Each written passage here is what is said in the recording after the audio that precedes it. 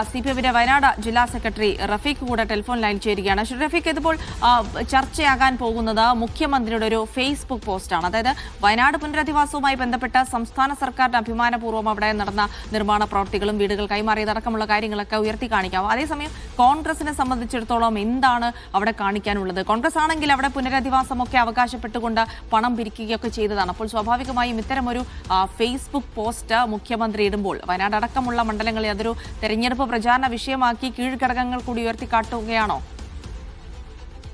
ഇത് തെരഞ്ഞെടുപ്പിന്റെ വിഷയം അപ്പുറത്തേക്ക് എന്നതിലപ്പുറത്തേക്ക് ഇതൊരു ഗൗരവമായി നമ്മുടെ നാട് ചർച്ച ചെയ്യപ്പെടേണ്ട വിഷയമാണല്ലോ.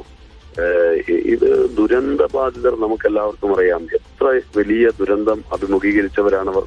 എല്ലാം നഷ്ടപ്പെട്ടു പോയവരാണ്. ഒരുപാട് പേരുടെ ജീവൻ നഷ്ടപ്പെട്ടു പോയതാണ്. ആ ദുരന്തത്തെ ചൂണ്ടിക്കാണിച്ചുകൊണ്ടാണ് കോൺഗ്രസ് ആളുകളിൽ നിന്ന് പണം ശേഖരിച്ചത്. കോൺഗ്രസ് പാർട്ടിക്കുള്ളിൽ നിന്ന് പോലുമല്ല. അവർ ശേഖരിച്ചത് ജനങ്ങളിൽ നിന്ന്, പബ്ലിക്കിൽ നിന്ന് പണം ശേഖരിച്ചതാണ്. ഇപ്പോഴും ആ പണം എത്രയാണ്, ആ പണം എവിടെയാണ് പറയാൻ അവർ തയ്യാറായിട്ടുണ്ടോ? എത്ര തവണയായി ഈ കാര്യം മാധ്യമങ്ങളും അതുപോലെ തന്നെ പൊതുസമൂഹം ആകെയും എവിടെയാണ് ആ പണമുള്ളത് എന്നതിനെ സംബന്ധിച്ച് ചോദിക്കുന്നു. നമുക്കാണുള്ളത് അത് എത്രയാണ് തിരിച്ചത് എന്തേ അവർക്ക് പറയാൻ സാധിക്കുന്നില്ല? ഏറ്റവും ഒടുവിൽ തദ്ദേശ സ്വയംഭരണ തെരഞ്ഞെടുപ്പ് സമയത്ത് വലിയ രൂപത്തിൽ ഈ വിഷയം ഉയർന്നു വന്നപ്പോ ആ ഘട്ടത്തിൽ ആളുകളുടെ കണ്ണിൽ പൊടിയാൻ വേണ്ടി വളരെ ചുരുങ്ങിയ ഒരു സ്ഥലമെടുത്തു എന്ന് പറഞ്ഞുകൊണ്ട് തറക്കല്ലിടുമെന്ന് പറയുന്ന നിലയുണ്ടായി. പക്ഷെ തറക്കല്ലിടുമെന്ന് പറഞ്ഞ ഡേറ്റ് വീണ്ടും വീണ്ടും മാറ്റി, പല തവണകളിലായി മാറ്റി.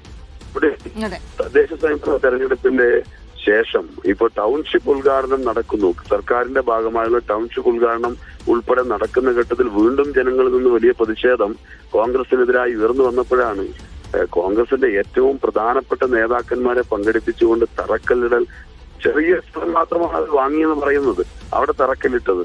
പക്ഷേ ആ തറക്കല്ലിട്ടതിന് ശേഷം മാസങ്ങൾ പിന്നിടുമ്പോഴും ഒരു കല്ല് പോലും അതിന്റെ മുകളിൽ എടുത്തു വെക്കാൻ അവർക്ക് ഇതുവരെ കഴിഞ്ഞിട്ടില്ലല്ലോ.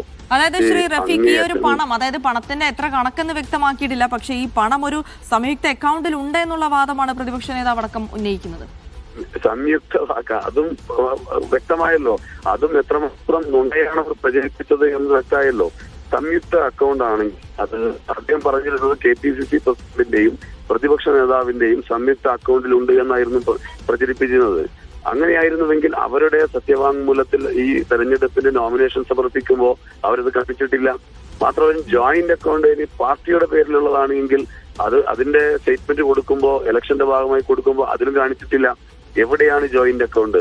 ആരുടെ പേരിലാണ് ജോയിന്റ് അക്കൗണ്ട്? ആ ജോയിന്റ് അക്കൗണ്ടിൽ എത്ര പണമാണുള്ളത്? ഇതെല്ലാം വിശദീകരിക്കാൻ യഥാർത്ഥത്തിൽ അവർ തയ്യാറാവണ്ടേ? അവർ പറയുന്നത്